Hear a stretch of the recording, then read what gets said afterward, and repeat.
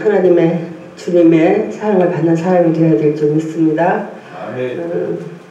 오늘 말씀은 삭개오라는 인물에 대해서 우리가 생각하는 시간이 되겠습니다. 삭개오라는 인물이 예수를 만났는데 예수님과의 그 만남이 정말 얼마나 멋진 만남이었는지 우리가 오늘 누가복음 19장을 통해서 그 사건들을 한번 함께 상고하는 시간이 되겠습니다. 기도하시겠습니다. 주님 감사합니다. 아버지, 이 시간 우리가 주님 앞에 모였습니다. 아버지, 주님의 생명의 말씀, 진리의 말씀을 듣기 위해 이 자리에 있습니다. 주님 말씀으로 찾아오셔서 우리의 생각과 마음을 지배하여 주시옵시고 주님의 뜻을 깊이 깨닫고 감사하는 복된 시간 되게 하여 주시옵소서. 우리 주 예수 그리스도 이름으로 기도합나이다. 아멘. 여러분은 원하는 것을 얻기 위해서 무엇을 해야 된다고 생각을 하십니까? 내가 바라고 원하는 것을 갖기 위해서는 해야 할 일이 있는데 그것이 무엇인가 하는 거예요. 또한 그것을 하기 위해서는 많은 방해물과 장애들이 있습니다. 그 많은 장애와 방해물을 극복을 해야 되는데 그것을 극복하기 위해서는 내가 또 어떻게 해야 되는가 하는 것입니다. 우리가 가끔은 그 장애와 방해물을 깨기 위해서는 기존의 틀을 깨야 될 때도 있어요. 상식을 넘어설 때도 있어요. 우리가 그런 어떤 세상의 사고방식이 아닌 참으로 그 법칙을 깨는, 기존의 틀을 깨는 그런 일을 하게 될 때도 있습니다. 오늘 주인공이 바로 그러한 사람입니다. 삭개오는 오늘 예수가 일로 지나간다는 소리를 들었어요. 예수가 지나간다는 소리 들으니까 어떻게 해요? 만나보고 싶은 거예요. 예수를 만나보고 싶은 거예요. 예수의 소문이 자자합니다. 그는 구주라 그러고 메시아라 그러고 죽은 자를 살린다 그러고 장님이 눈을 떴다 그러고 많은 소문을 듣고 이제 삭개오는 생각합니다. 내가 예수를 만나면 무언가 내가 그에게 원하는 것을 받을 수 있을 텐데 라는 생각을 하고 그를 보기 위해 갑니다. 그런데 어때요? 이 삭개오는요, 오늘 말씀 보니까 태어나면서부터 키가 작은 사람이에요. 그러니까 자라지를 못한 사람인 것 같아요. 아마. 키가 무척 작은 사람이었던 것 같아요. 그러니까 키가 작으니까 보지도 못할 뿐더러 또 하나 어땠어요? 외적인 환경은 사람들이 꽉 차서 밀고 들어갈 틈이 없는 거야. 그냥 사람들이 장벽같이 있고 자기는 키가 작고 또 자기는 예수님을 좀 봐야 되겠는데 이걸 어떻게 할 거냐 이거 어떻게 할 거냐 이거. 그러니까 삭개오가 원하는 것에 장애가 지금 눈앞에 딱 있습니다. 그때 삭개오는 결단을 합니다. 어떤 결단을 했을까? 그 지나가는 길에 이렇게 보니까요, 뽕나무 한 그루가 서 있는 거예요. 뽕나무 한 그루 서 있으니까 뽕나무는 어떻게 해요? 이 뽕나무 여러분 보셨을지 몰라요. 이 뽕나무는 사람 어깨 높이, 이 머리 높이로 이렇게 가지가 이렇게 돼 있어요. 나무가 이렇게 솟은 게 아니에요. 뽕나무 가지는 이렇게 뻗어 있어요. 그러니까 글로 올라가면 예수님을 볼 수 있을 것 같아요. 그러니까 삭개오는 예수님을 보기 위해서 뽕나무 위로 올라가는 거예요. 근데 그 올라가는 건 쉽습니까? 키가 작으니까 어떻게 해요? 필사적인 노력 안 하면 산에 그 나무에 못 올라가는 거예요. 그러니까 이 뽕나무에 올라가기 위해서 이 키 작은 삭개오는 막 올라갑니다. 지금 결단에 올라갑니다. 그런데 사실은 그 순간, 그 찰나적인 순간에 삭개오가 무슨 생각을 했을까? 삭개오가 그 뽕나무에 올라갈 수도 있고 올라가지 않을 수도 있습니다. 자유의지입니다. 예를 들어 그 뽕나무에 올라가려면은 부닥치는 게 뭡니까? 사람들의 시선이 있습니다. 또 오늘 말씀 보니까 삭개오는 어때요? 세리장이라 그랬어요. 부자라 그랬어요. 여러분 일반 사람들도 사람 많은 데서 나무에 올라가면은 그게 보기 좋은 모습은 아닐 텐데 이 부자요 이 세리장이 나무에 올라가면 그게 어떤 모습이겠습니까? 그건 쉽게 할 수 있는 행동 아닙니다. 쉽게 할 수 있는 행동이 아니죠. 남의 시선 의식해야 되고 뭐 해야 되고 그 순간 삭개오는 자기의 모든 계급을 띄워버립니다. 세리장이라는 것 띱니다. 부자라는 것 띱니다. 자기의 모든 것을 내려놓습니다. 오직 예수를 만나보고자 하는 일념만 생각하는 것입니다. 그 예수를 만나보자 하는 생각에 뽕나무 위로 올라가게 되는 것입니다. 즉 그 순간 삭개오는 온전한 자유의지로 자기 선택으로 예수를 만나기 위해서 그 뽕나무로 올라간 거예요. 얼마나 놀랍습니까? 여러분 이런 용기와 또한 이런 믿음이 여러분이 원하는 것을 얻게 될 때에 여러분과 정말 결단하고 이렇게 행동할 수 있는 저와 여러분 되기를 예수 이름으로 축원합니다. 아멘. 그러니까 예수를 만나보고자 하는 마음의 중심 그 결단 그러면서 행동하는 그 삭개오의 그 믿음 이런 것들입니다. 그랬을 때 어때요? 예수님이 삭개오를 부르십니다. 예수님이 삭개오를 부르십니다. 삭개오야 속히 내려오라. 어떻게 예수님이 삭개오의 이름을 알았을까요? 아니 만난 적도 없는 삭개오의 이름을 어떻게 알고 삭개오를 불렀을까? 이게 이상한 거예요. 첫째. 또 예수님이 말씀하시면 내가 오늘 내 집에 유하여야 되겠다. 아니 삭개오라 그 삭개오 집에 유하시겠다는 거예요. 삭개오가 누군지 뻔히 아시면서 얼마나 놀랍지 않습니까? 그러니까 삭개오야 속히 내려오라 그랬더니 오늘 말씀 보니까 삭개오가 급히 내려왔다 그랬어요. 그러니까 예수님이 삭개오를 부르시는 마음하고 삭개오가 예수님 만나려고 내려오는 마음하고가 너무 일치됐다는 거예요. 얼마나 아름다운 만남입니까? 내려오니까 어때요? 그 꽉 막혔던 사람 장벽들이요 마치 홍해가 갈라지는 것 같이 쫙 갈라집니다. 예수님 앞으로 길이 쫙 생겨가지고 삭개오가 예수님 앞으로 그냥 나아갈 때 그 기쁨 얼마나 참 진짜 기뻤을까요? 그래서 삭개오의 그 의지적 결단 그 의지적 결단에 자기 의지가 그 순복하는 그 순간 그 순간에 예수님의 그 마음이 하나님의 마음이 역사를 일으키시는 거예요. 역사를 즉 내가 주님 앞에 순복할 때 하나님께서 내 마음에 믿음의 역사를 일으키시는 거지 내가 생각만 하고 있을 때 만약에 아유 나는 세리장인데 남부자인데 못 올라가 아유 나중에 보이지 뭐 볼 기회가 또 있겠지 했으면 만나지 못했겠죠. 그러니 이 삭개오의 그 믿음의 행위가 얼마나 놀라운 결과를 가져왔다는 것을 오늘 알 수가 있는 것입니다. 그러면 무엇이 삭개오를 그 나무 위로 올라가게 했을까 하는 것입니다. 그가 원하는 것은 무엇이었을까 하는 것입니다.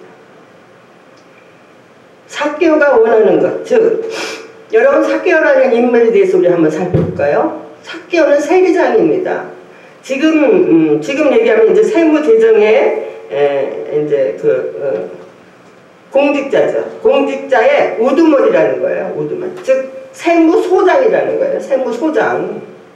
그냥 세무사가 아니라 그 세무소장이란 말입니다. 우두머리, 세리장이라고 그랬으니까. 그러니까 얼마나 높은 직급입니까?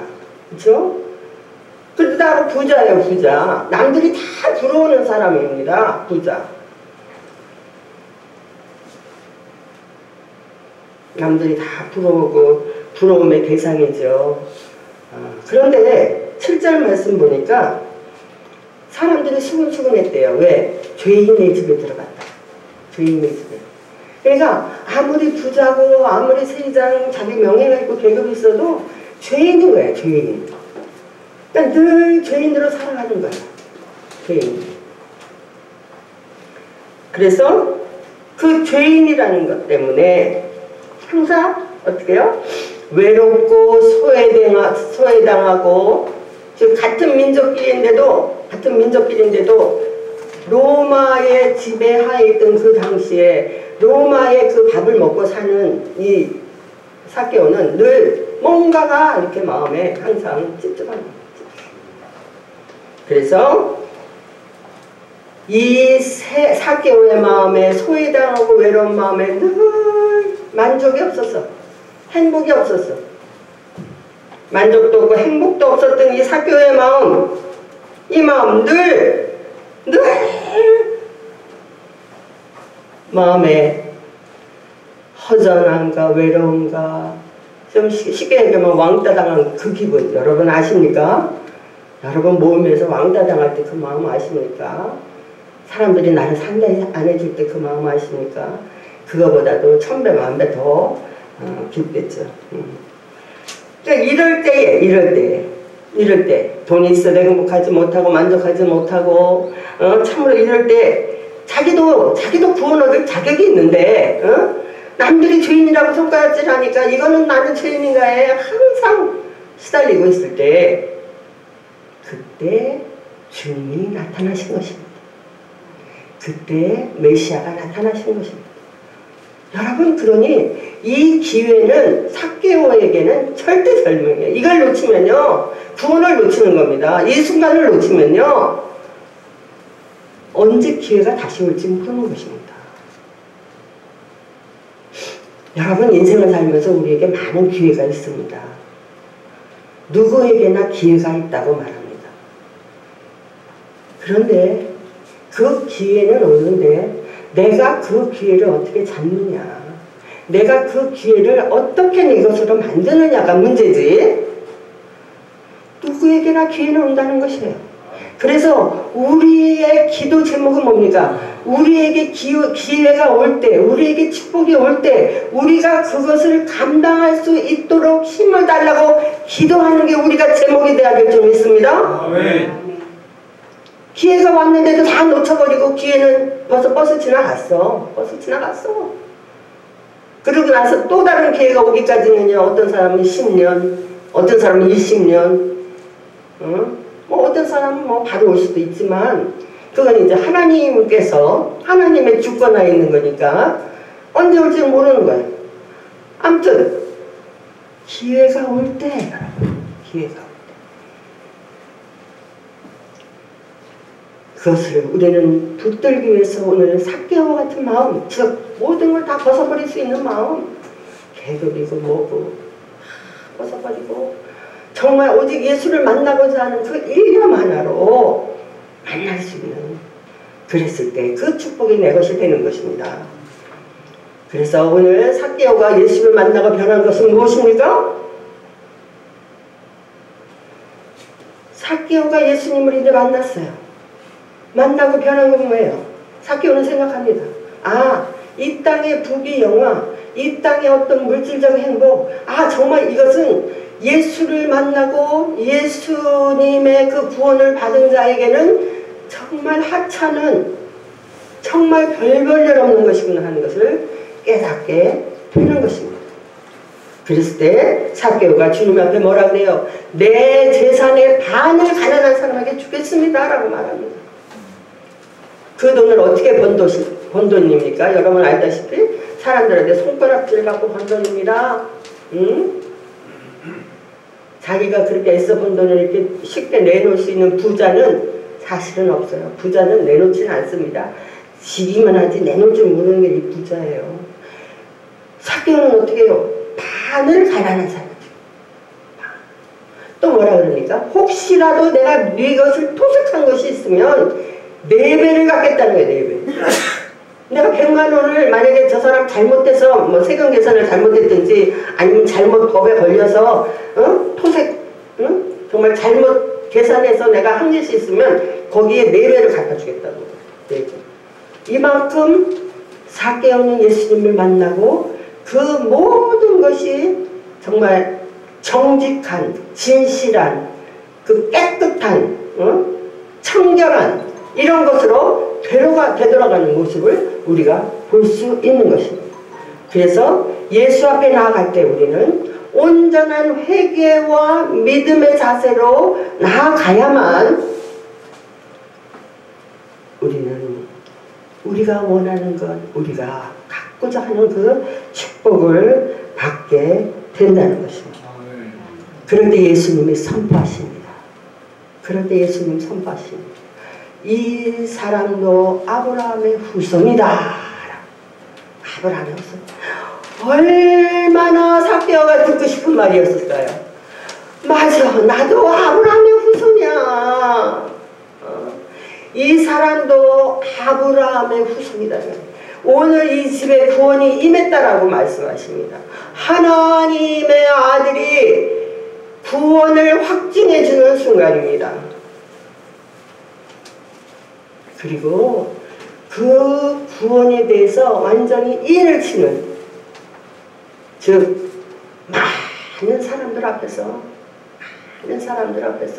죄인이라고 손가락질 당하던 이 삭개오는 구원이 이 집에 이르렀다, 아브라함의 후손이다라고 말할 때 이 삭개오는 어땠을까요? 어땠을까요? 영적인 대박이 나는 것입니다. 영적인 대박. 자기가 이 세리장, 계급장을 좀 떼었더니 자기의 어떤 그 자존심을 조금 내려놨더니 자기 물질을 좀 있는 걸 좀 냈더니 영적인 대박을 얻는 것입니다. 정말로 구원, 그렇게 간절히 바라는 구원을 주님으로부터 받는 그 순간인 것입니다. 여러분이 원하는 것의 장애물은 무엇입니까?